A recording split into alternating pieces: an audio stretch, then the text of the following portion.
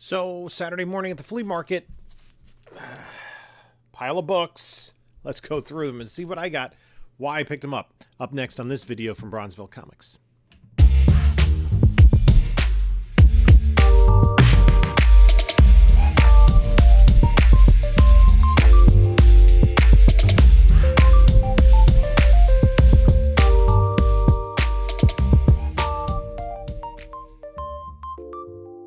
Good morning, panelologists. This is Jim from Bronzeville Comics coming to you with another video.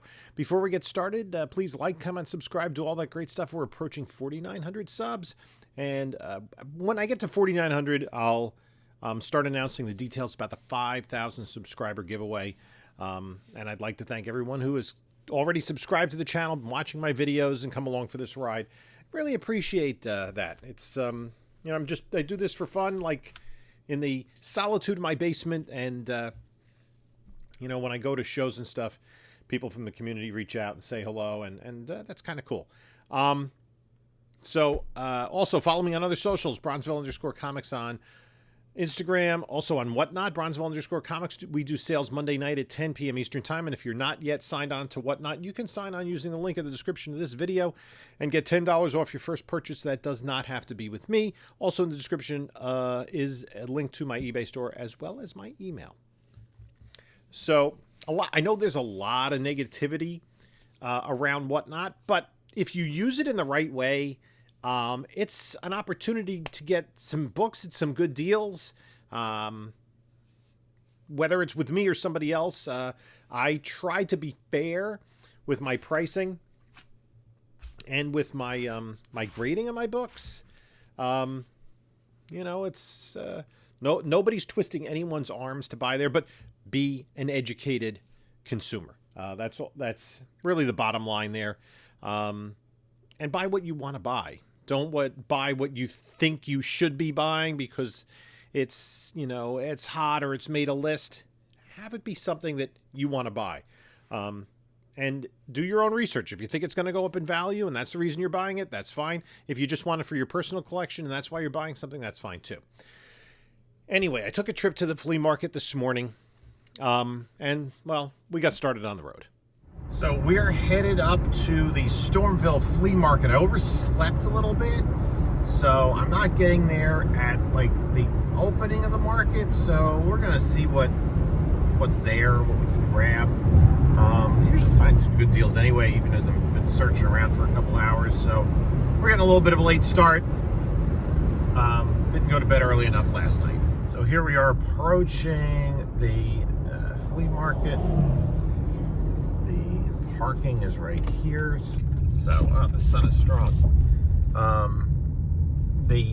So the flea market is over here on the side.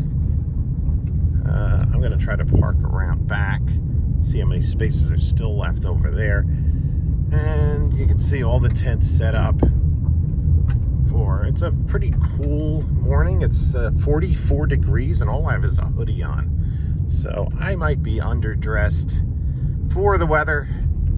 So we'll see how this works out. So we're heading in. Basically, the front of the flea market has the food tents over here. And then a lot of vendors with newer stuff and, tchotchkes and, t-shirts and jewelry and framed posters and clothes. The back, you gotta go towards the back to get to the quote-unquote antiques. The people that might have comic books. We got the So you're really supposed to have the end going to just supposed to start this road. This is supposed to be gone.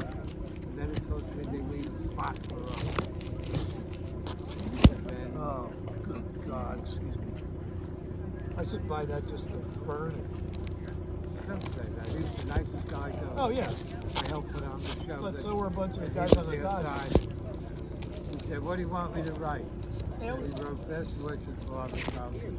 And I said, write the shot that you really appreciate that. So as I mentioned in the video, I got up late. I set the alarm, I think, for 6:45. And then I woke up at like 8:15, I think. So I was like, oh, man. Truth be told, there weren't as many comic vendors as there often are. There are a lot of the same folks with the same boxes of books along with other stuff. You kind of flip through, and I get to the point, it's like you saw in one of the videos, I'm like flipping through stuff that I've already flipped through before. And, I mean, other people have flipped through, so it's really hard to find some good stuff. There was one vendor, they had like I think it was one long box of stuff, mostly cartoony books. So I did a little key collector, and I got this Looney Tunes. It's Looney Tunes number 9. It's listed as a key because it is a Pepe Le Pew cover. I think maybe this book got hot when it was announced that they were canceling Pepe Le Pew. That really they weren't using him in stories going forward. That was the only book I bought from him. Another guy had like $2 books, so I picked up 5 books. You know, I'm gonna probably sell this. I already have it in the collection. This is where in the new universe, the reboot. This is from, what was this, like 2017 or something, where Superman reveals his identity to the world.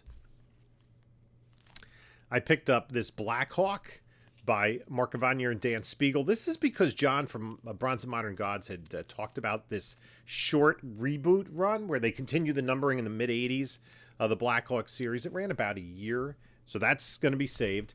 I thought these were nicer condition. They're solid condition. Newsstand Machine Man number 1. And this also newsstand Alpha Flight number 5. With this John Byrne Puck cover. So I just bought 5 books from him. And then there was a guy, he had mostly dollar books.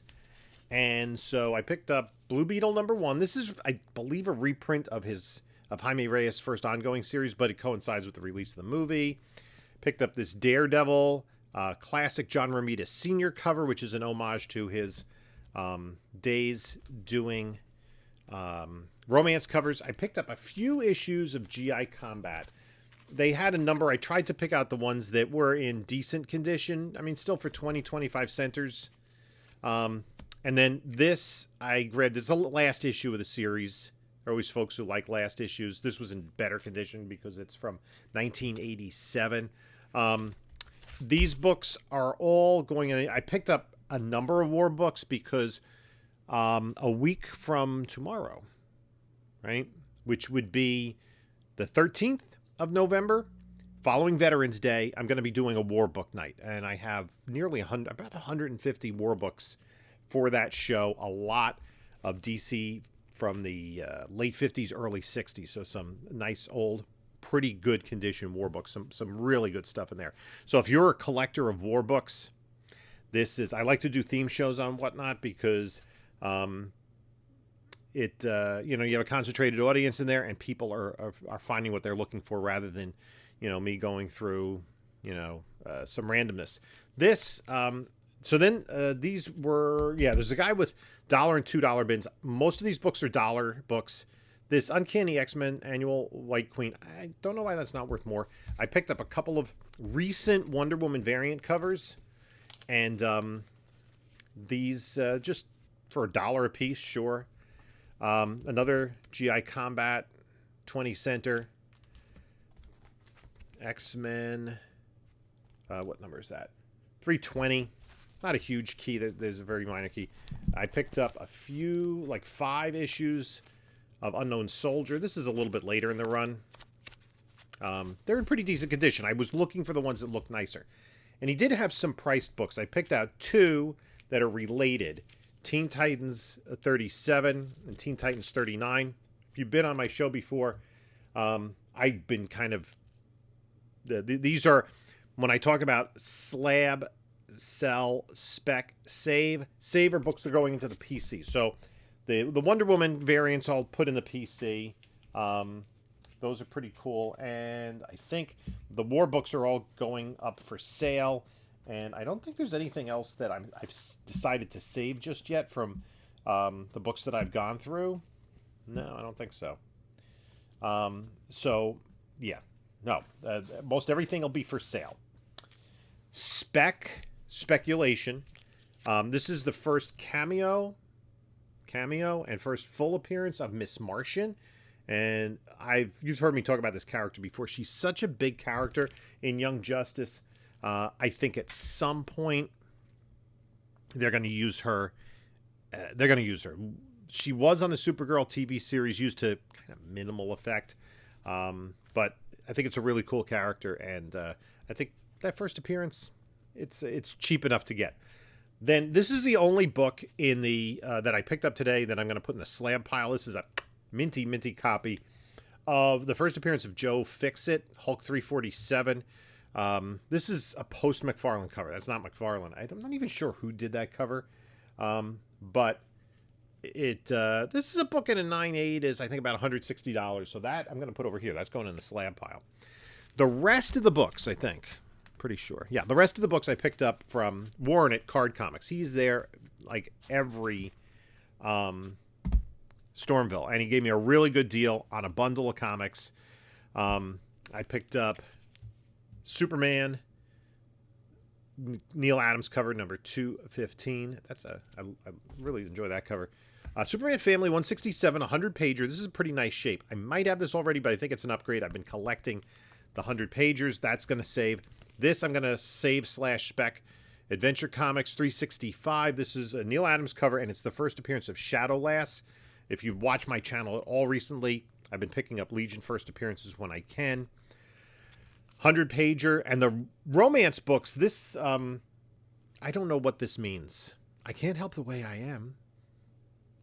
This is a little bit rougher condition, but the romance 100-pagers are a little bit harder to find. And there was also a 113 of Young Love. So, the score. I picked up, so I'm going to save those in my 100-page collection. I kind of low-key been working on the Plastic Man run, and it has Mad Mod in it. That's pretty cool. I think he was introduced in Teen Titans. Was he not? Or am I mistaken? No, Mad Mod was introduced, I think, in Adventures of Bob Hope. Just a character that DC's kept using. He's been used a lot on Teen Titans Go, so he's just kind of a funny little character. And, you know, flea market finds, you know, if I can work on this Plastic Man run, I'm not really aggressively collecting it, but if I find a book, I'm like, I'll take it. This is not a bad copy. The cover is a little loose, but this 80-page giant of Superman 193. These 80-page giants are always popular. I'm going to sell that. I did pick up some romance books that I'm going to put towards a romance night. I don't have nearly enough books to start to think about when I'm going to do that, but all different publishers. Our Love Story from Marvel. These, I think, are mostly reprints, but there's a Gene Colan story in here and a John Buscema story. Charlton, I Love You, number 120. It was over, I think it went to 130, this title. It lasted forever. And then I picked up 2 copies of Brave and the Bold 166. This is a character I focused on a previous video. It's a cool penguin cover. I love that cover. But his first appearance of Nemesis. Who knows if they're going to introduce him. Then this is a pretty nice copy in terms of condition of Web of Spider-Man number 8. Is it 8 or 9? 8. Newsstand. There's a character in here who... There are a couple of instances the characters originally attacked, and there are people that attack someone because they're Jewish, someone because they're black, and then somebody because they're fat. And there are some words that derogatory words towards Jewish folks that are used in this that makes it kind of a controversial book. This is the first appearance of, I'm not sure who, Detective 511, Mirage. First appearance of Mirage. Then I just pick up these Neil Adams covers when I see them. Superboy 160. Talk about romance. Girls' Romances 129 from DC Comics. And then this was a variant cover that I didn't know existed by Jerry Ordway. Justice Society of America 24. The A cover is, I believe, Alex Ross, and it has Mary Marvel.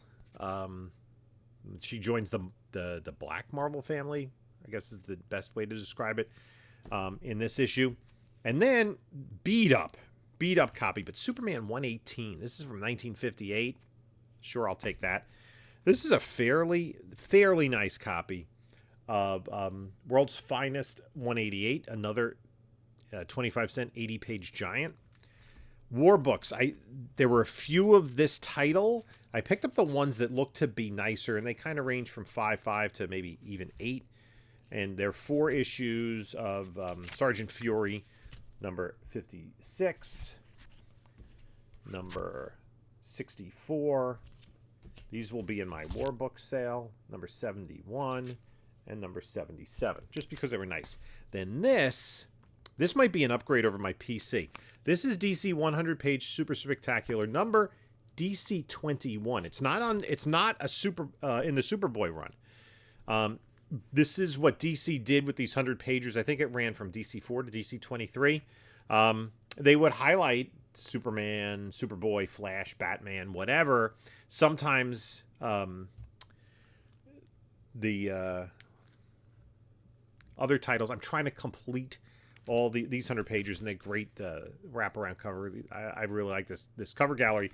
It basically presents teen superheroes. So you got the Teen Titans, the Legion, Kid Eternity, Supergirl, and there are a few Superboy stories in there. And this might be in better condition than one on my PC. A solid copy of Machine Man number 2. You saw me with a couple copies of Volume 2 number 1. Now we have Volume 1 number 2. Transformers 9. Some Transformers significance I'm not aware of. This is a nicer copy of Adventure Comics 365 for Shadowlass. This was a pretty sharp copy. It's got a really bad wrap, but it's like an 8.5 at least of Daredevil 101. I think it's the first appearance of the Screamer, maybe? Somebody, but I think it's the Screamer. Fantastic Four 273, first appearance of Nathaniel Richards, who has Kang ties. Unfortunately, the cover's detached. Otherwise, it's a really sharp-looking book. Charlton, Teenage Romance, or Teenage Love, number 40-something. It's really difficult to read these Charlton numbers. Yeah, 43. You need like a magnifying glass. This is also a really sharp copy of Marvel Presents number 2, second appearance of Ulysses Bloodstone. Our Fighting Forces, unfortunately, this is after Jack Kirby had gone back to Marvel. And then I picked up a couple of Wonder Womans. These will go in the PC. 227 and a 100-pager 214. I may or may not have this already. I know I had this I'm pretty sure I had this as a kid. And this was when Wonder Woman, after she had reacquired her powers, the Justice League was like, not yet, Wonder Woman. You need to prove yourselves to us. We're not going to take you back just because you have your powers back. But hold on a second, Chica. So we're going to have to monitor your missions. In this era, there's a different JLA member on the cover of each of Wonder Woman's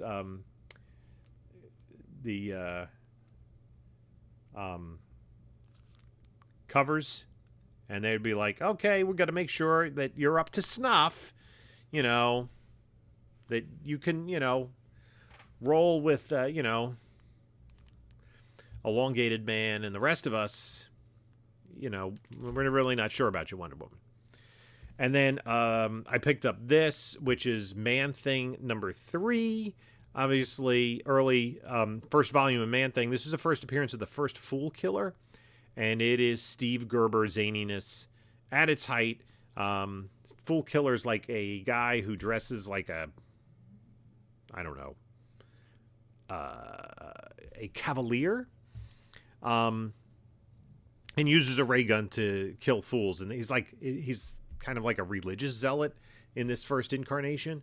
So that's kind of, when you read Steve Gerber's stuff, it's like a really kind of out there. So that was a pretty quick collection of stuff from the flea market. I was able to find a few books for the PC, some books for the specialty shows I got coming up, And, you know, this one, the best book, I guess, would be the Joe Fixit. We'll see if this, with a clean and press, can come back in 9.8. It looks pretty sharp to me on first glance. So we'll run it through the press, and I'll probably get to it in about a year or so. So at any rate, I'd like to thank everyone for stopping by. Let me know what you think of the books that I picked up in this video. And you can take a look at a couple of my other videos right here. And this is Jim saying until next time, enjoy your comics.